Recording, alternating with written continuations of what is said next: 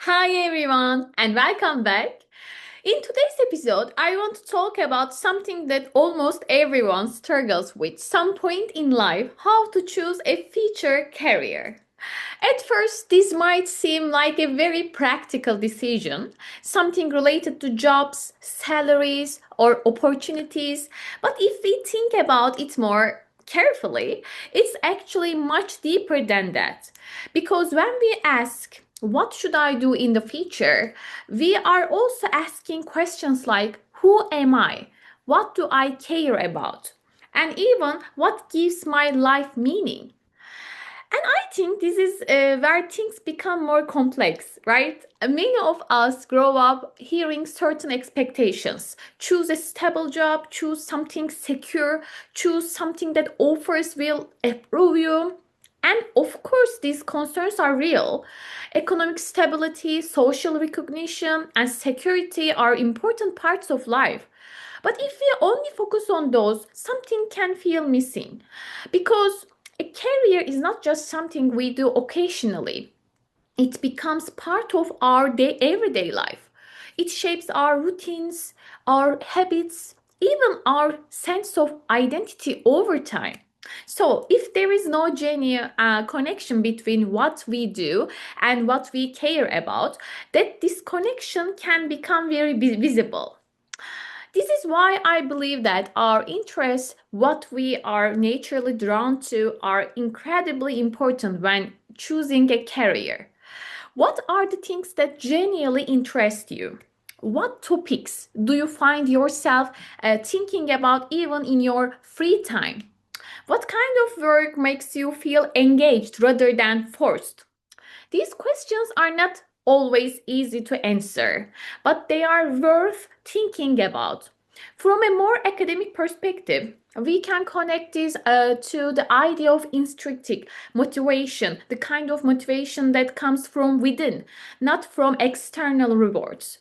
When we are intrinsically motivated, we tend to more persistent, more creative, and more satisfied with what we do.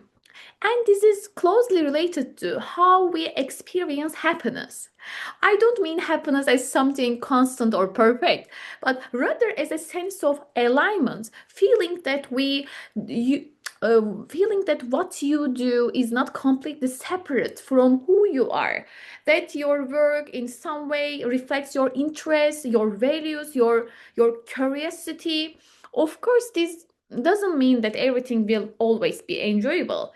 Even the work we love can be challenging, exhausting, and sometimes frustrating.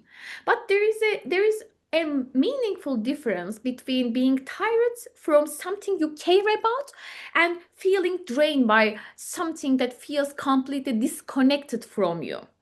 That difference shapes how we experience our daily lives. I also think it's important to say that choosing a career is not one-time decision. It's a process. Sometimes we don't know what we like until we try different things. Sometimes we change directions. Sometimes we discover new interests in our lives later. And that's completely okay. There is no single correct path that works for everyone. If I share a small personal experience, when I first started learning English, I realized that I genuinely enjoyed it. Over time, that interest turned into something deeper. I wanted to teach it. Then, when I was introduced to academic life and literature, I felt another connection. And step by step, I built my path around something I truly enjoyed. Today, I work in the field that is closely connected to what I love. And because of that, I doesn't feel like a burden in the same way. Of course, it can still be tiring, but it is a meaningful kind of tiredness. And I think that matters. So, if there is one idea I would emphasize in this episode, it's this: try to pay attention to what genuinely interests you. Not just what seems practical, not just what others expect, but what actually makes you feel curious, engaged, and alive. Because in the long run, those interests can help you build not only a career, but also a life that feels meaningful. Maybe instead of asking only what job should I choose, we can also ask what kind of life do I want to create? And perhaps the answer begins there.